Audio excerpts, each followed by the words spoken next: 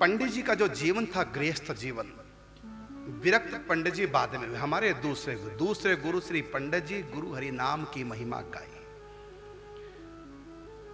गोवर्धन में दान घाटी लक्ष्मी नारायण मंदिर में जब पहली बार हमने दर्शन किए पूज्य पंडित जी के, उस समय विरक्त भेष ले चुके थे, सब कुछ त्याग करके, और भगवान की प्राप्ति हो चुकी थी। भगवान की प्राप्ति तो गृहस्थ में ही हो गई थी। पंडित जी को बाल रूप की प्राप्ति हुई थी, और बाद में जब गिरिराज जी आए तो यहां भगवान ने फिर दोबारा से प्रकट दर्शन दिए गिरिराज जी। फिर जीवन भर दान घाटी रहे, वहीं पर सत्संग चलता था, हम बीच बीच में जाते थे पंडित जी के दर्शन करने के लिए। और उस समय जब हमने संग किया पंडित जी का, पंडित जी अति वृद्ध हो चुके थे। उस समय 95 साल से भी पार हो गए थे, 100 साल के बाद तो सिर छोड़ा था। और पंडित जी जब बोलते थे ब्रज भाषा बोलते थे, और हमको भी कम समझ में आती थी, तो मास्टर बाबा ट्रांसलेट करके समझाते थे। कुछ भी बात पूछनी हो तो बाबा बताते थे, तो मास्टर बाबा के माध्यम से। उनको भी हम पंडित जी का ही रूप मानते हैं। अब तो मास्टर बाबा का भी सिर छूट गया, उनकी भी बड़ी बड़ी विचित्र लीला है। एक बार हमारे आश्रम में एक साधिका थी, उनको कैंसर था, लास्ट स्टेज थी, फोड़ा लगभग फूट चुका था, और उसने अपना कफन भी सिला लिया था निर्मला दीदी से कह करके कि मेरा कफन सिल दो मेरे सामने। तो जब सिल गया कफन उनका, तो निर्मला दीदी बोली, उनका नाम कृष्णा दीदी था, कृष्णा दीदी से कि लो पहन को देख लो फिट है भी कि नहीं। उसने कहा नहीं अभी नहीं पहनना, जब सिर छूटेगा तो तब पहने। उसको जब हमने बताया कि तुमको कैंसर है, मैं ही उनको चंडीगढ़ से लाया था, वहाँ हॉस्पिटल में थी वो, फिर घर आ गई, वहाँ से मैं अपनी गाड़ी में उनको लाया था कि उनका शरीर ब्रज में छूटे। उनको बताया नहीं था कि तुमको कैंसर लास्ट स्टेज है। जब हमने उनको बताया कि आपको कैंसर है, इतनी प्रसन्न हुई सुन करके, मैं तो बड़ी किस्मत वाली हूं। हमने कहा कैसे? मेरा ब्रज में सिर छूटेगा। इससे पहले उन्होंने गिरिराज जी की 108 परिक्रमा कर रखी थी, और परिक्रमा करके 108 क्या मांगा था? ब्रजवास। कहते ठाकुर जी ने मेरी सुन ली, मेरा सिर ब्रज में छूटेगा। और हमारे मन में ठाकुर जी ने प्रेरणा की थी, हम किसी को क्यों ना ऐसे इस स्थिति में। और उनके घर वालों ने भी मेरी बात मान ली, क्योंकि मेरी बात पर बड़ी श्रद्धा उनकी थी। हमने उनको कहा कि अब हमारे साथ भेज दो, इनका सिर वहीं छूटे, हम करेंगे सेवा। तो उनके भाइयों ने भी एक बार तो कहा कि रिश्तेदार पड़ोसी सब गांव के क्या कहेंगे कि देखो अब ऐसी स्थिति में संत को कि यहां भेज दिया, सेवा करनी थी, लोग क्या कहेंगे। फिर तो मैंने उनके भाई से कहा, हरिचंद से आप ये बताओ, आपको लोगों की परवाह है कि अपनी बहन की परवाह है? लोगों की परवाह करने के लिए बहन के साथ बुरा व्यवहार करोगे? उस समय उनकी लगभग 55 साल की आयु थी उनकी बहन की। अब इनका अंतिम समय है, मेरे साथ गाड़ी में भेजो, वहीं से छूटेगा मेरे पास। और आप सुन के हैरान होंगे, जब मेरे पास आई तो ठीक हो गई, आकर के ठीक हो गई। अब उसको मेरे पास आए 2 साल हो चुके थे, थोड़ा भी ठीक हो गया। जब ठीक हो गई आकर के तो मुझसे बोली कि मैं एक बार गांव जाया हूं। हमने कहा क्यों? तुम तो मरने के लिए आई थी। नहीं, ये चमत्कार लोग देखेंगे, देखो मैं ठीक हो गई, और 2 साल हो गए मुझको गांव से आए, मैं ठीक होगी, लोग चमत्कार देखेंगे, लोगों की भावना बनेगी, अच्छी बात है। हमने कहा नहीं भेजना, मैं जिस संकल्प के आधार पर तुमको लाया था वो संकल्प टूट जाएगा, तुम यहीं रहोगे, नहीं जाओगे। फिर मैं नैनीताल में हमारा कार्यक्रम था, तो वहां हमारे पास फोन गया, और मास्टर बाबा जो मैंने अभी चर्चा की थी कि पंडित जी जो सत्संग सुनाते थे उसके वो अपने हिंदी में हमको सुनाते थे बाबा, क्योंकि हम ब्रजभाषा कम समझते और बाबा फिर थोड़ा सा अति वृद्ध होने से स्पष्ट नहीं बोल पाते थे। तो उन्हीं मास्टर बाबा की मैं चर्चा कर रहा हूँ। कितने बड़े महापुरुष थे मास्टर बाबा, जो पंडित जी की सेवा में रहे। गोपाल दास जी, मास्टर बाबा, ये 2 पंडित जी की सेवा में रहे थे।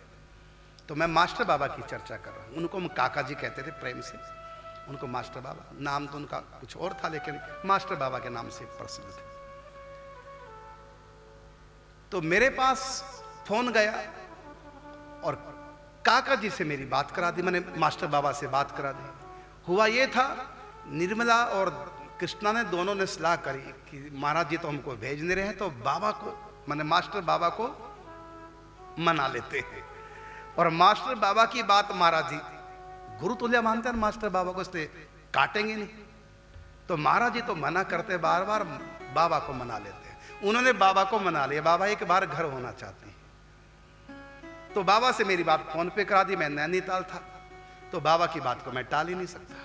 एक बार तो मैंने बाबा से कहा, बाबा मैं तो नहीं चाहता कि ये घर जाए बलौट करके, और भले ठीक हो गई है, इसको तो मृत्यु पर्यंत यहीं रहना है, मेरा जो मन का संकल्प था, फिर भी आपकी बात मैं टालूंगा नहीं।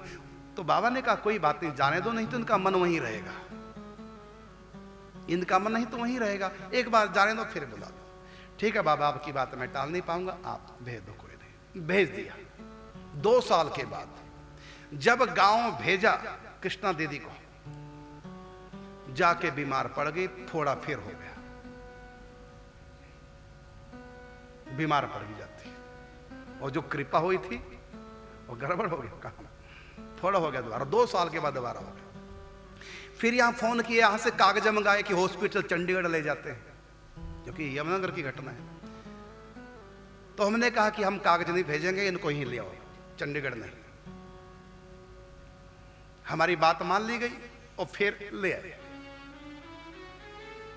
अब उनका फोड़ा यहां आके फूट चुका था, दर्द होता था। तो फिर कहा कि अब तो मेरे को जाना ही है, तो मेरा कफन सिल दो। तो कफन सिल गया, सिल दिया। तो जब कफन सिल गया तो फिर मास्टर बाबा आए। मास्टर बाबा किसी स्त्री को देखते नहीं थे, ना छूते थे, लेकिन कृष्णा दीदी के ऊपर कृपा की, उन्होंने अपना पांव ऊपर उठा के उनके पास रख दिया, कहते ले बेटा छू ले। संत दयालु कृपालु, अपने नियम को भी तोड़ दिया, प्रेम में श्रद्धा में बह गए। और उनके ऊपर, कृष्णा दीदी के ऊपर कृपा भी बहुत है। उसी समय उनको सनकादिक ऋषियों के दर्शन हुए और उनको दीक्षा भी दे गए, हरि शरणम हरि शरणम, ये जाप कर। अंतिम समय की बात, कोई 15 दिन पहले सनकादिक ऋषि प्रकट हुए, उनको दीक्षा दे गए।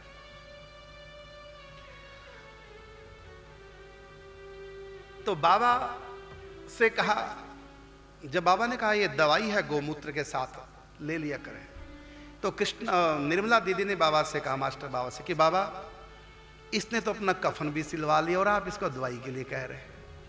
तो कहा बेटा जब तक शरीर है तब तक दवाई तो करनी चाहिए ना, ठीक होना ना होना बाद की बात है। इसने तो अपना कफन सिला ली है। बाबा ने कहा ऐसा है, इसको कफन की आवश्यकता नहीं पड़ेगी, इसके लिए स्पेशल श्रृंगार आएगा। मास्टर बाबा ने क्या कहा निर्मला दीदी को, इसको तुम्हारे इस कफन की आवश्यकता नहीं पड़ेगी जो सिल लिया, इसके लिए स्पेशल ऊपर से श्रृंगार आएगा, ये बाबा ने कहा। फिर जब मैं आया आश्रम में गोवर्धन, तो मुझको निर्मला दीदी ने कहा कि ऐसे ऐसे बाबा ने कहा है कि इसके लिए स्पेशल श्रृंगार आएगा। हम तो पूछ नहीं पाए, आप बताइए कैसे श्रृंगार ऊपर से आएगा इसके लिए स्पेशल, जब ये सिर छोड़ेगी, इसको कफन की आवश्यकता नहीं। हमने इतना ही कहा तो समय बताएगा। संत बोले सहज स्वभाई और संत का बोला वृथा ना जाए। जब बाबा ने कहा कि कफन माने श्रृंगार स्पेशल आएगा तो आएगा स्पेशल ऊपर से श्रृंगार। अब कैसे आएगा तो समय बताएगा, बाकी आएगा, हमें विश्वास है। अब तुमने जो इसका सिला है कपड़ा, ये कफन, ये काम नहीं आएगा इसके। और देखो क्या विचित्र बात, हम गए नैनीताल किच्छा, हमारी कथा थी, रुक्मिणी विवाह की कथा थी। रुक्मिणी विवाह में साड़ी चढ़ी, श्रृंगार चढ़ाते ही हैं रुक्मिणी विवाह की कथा, तो चढ़ाया, इधर उन्होंने सिर छोड़ दिया। अगले दिन भी कथा होनी थी, क्योंकि एक दिन पहले रुक्मिणी विवाह था, छठे दिन रुक्मिणी विवाह था, और इस छठे दिन सिर छोड़ दिया रुक्मिणी विवाह के समय, और सारा श्रृंगार साड़ियां जो चढ़ाई थी कथा में। और उसी समय जो ही हम आरती करके उठे, हमारे पास फोन पहुंच गया कि कृष्णा दीदी सिर छोड़ गई। हमने कहा मैं आ रहा हूं। आ गया श्रृंगार ऊपर से, इसके लिए श्रृंगार आ गया ऊपर से मेरे पास, मैं श्रृंगार लेके आ रहा हूं, क्योंकि मेरे द्वारा ही संस्कार होना था। तो अगले दिन की कथा में हमने कथा नहीं की और भंडारा करा दिया, और वहां से गाड़ी उठाई, हम अपनी आ गए और पहुंच गए सुबह सुबह। वही रुक्मणी जी की साड़ी उनको मैंने पहले स्नान कराया, फिर पहनाई और सबने पहनाई। उस समय हम भजन गा रहे थे, आओ मेरी सखियों मुझे मेहंदी लगा दो, मुझे श्याम सुंदर की दुल्हन बना दो। और उनको श्रृंगार धारण कराया, मेहंदी लगाई, सुहागिन की तरह पूरा मांग में सिंदूर, बिछिया, पायल सब पहनाई, सुंदर साड़ी। और बाबा जो किसी स्त्री को देखते नहीं थे, बात नहीं करते थे, बाबा ने भी उनकी अर्थी को कंधा दिया, मास्टर बाबा ने, हमने भी दिया, सब संतों ने दिया। और गिरिराज जी की तलहटी में उनका, जब उनको चीता में लेटा दिया, ऊपर से ढक दिया, तो उनके भाई भी बुला लिए गए थे, हरिचंद जी उनके बड़े भाई आए। तो हमने चीता से कंडे उपले हटा करके उनके चरणों के दर्शन उनके भाई को कराए और कहा आप पहचानो ये आपकी बहन है क्या। उनके भाई से हमने कहा चीता की वो कंडे उपले लकड़ी हटा के थोड़ा चरणों के बाहर करके, हमने कहा भी इनको पहचानो, क्या ये आपकी बहन है। इतने सुंदर चरण प्रकट हो गए। वो थोड़ी सांवले रंग की थी, एकदम गोरे हो गए, बिल्कुल श्री जी के जैसे चरण है। तो मैंने कहा देखो पहचानो कि क्या ये आपकी बहन है। वो ठाकुर जी को राखी बांधा करती थी शुरू से, और भाई की तरह मानती थी। एक दिन ठाकुर जी उनके पास आए और कहा अब तो मेरी सखी, अब तो मेरी सखी, क्योंकि हमारी उपासना सखी भाव की, वही वो सत्संग सुनती थी, उसके ऊपर भी असर हो, ठाकुर ने फिर स्वीकार कर लिया। दरअसल सखी भाव की कथा सुनती थी, लेकिन मानती थी भाई और राखी बांधती थी। तो बहन और सखी ये दो कैसे, लेकिन भगवान के साथ सारे संबंध जुड़ सकते हैं। द्रौपदी श्री कृष्ण की सखी भी है और द्रौपदी श्री कृष्ण की बहन भी है, मुंह बोली बहन है और भक्ता भी है।